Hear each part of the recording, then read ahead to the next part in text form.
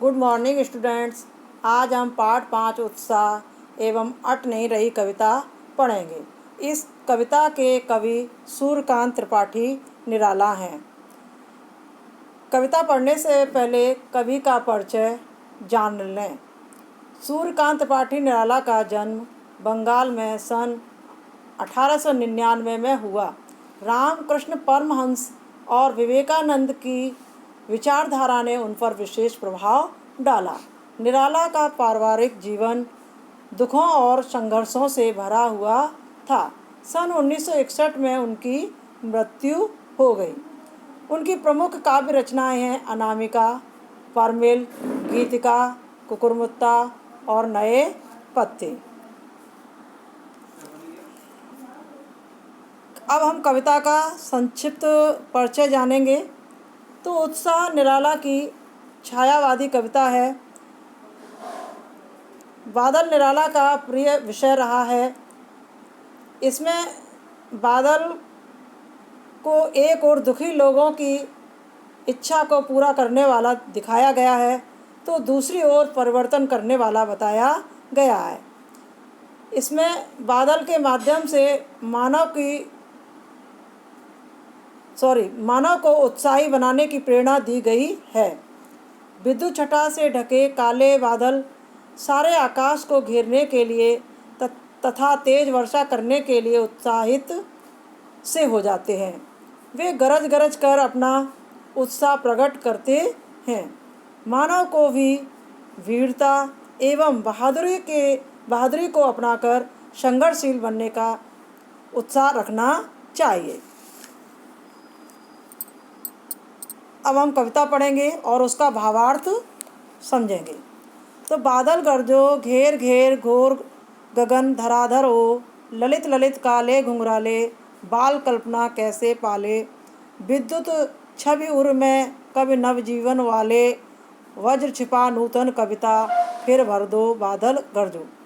तो बादल गरजो कवि बादलों को संबोधित करते हुए कहता है, हे बादल तुम गरजो। घेर घेर घोर गगन धराधर हो, घेर घेर करके यानी घोर यानी विस्तृत भयंकर गगन आकाश को, धराधर बादल।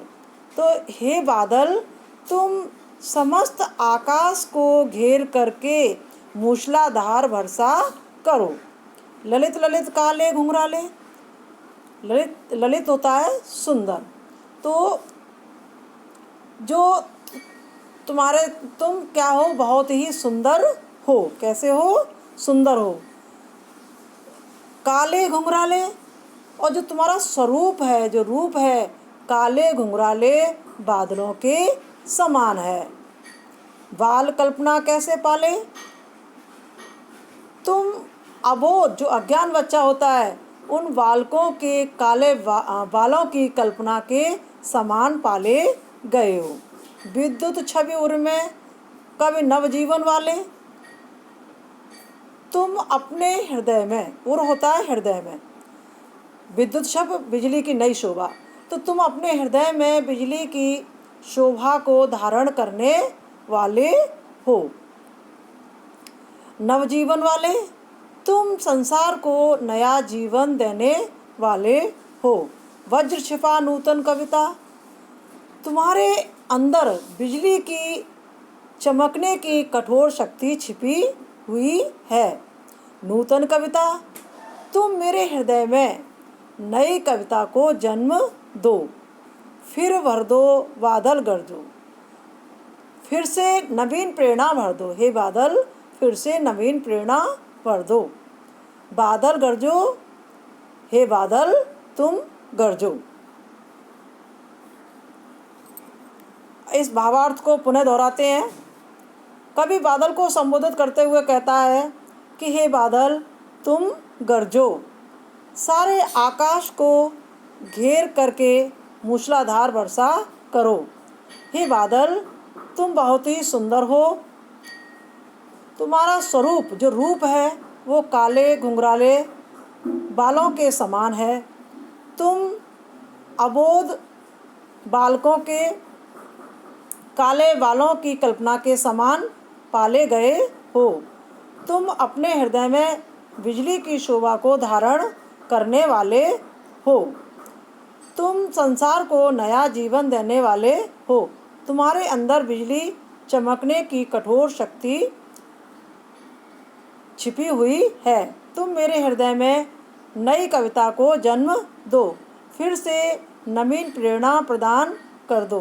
हे बादल, तुम गरजो। अब इसमें से कुछ प्रश्न बनते हैं जिनको मैं आपको समझाऊंगी। कि पहला प्रश्न बनता है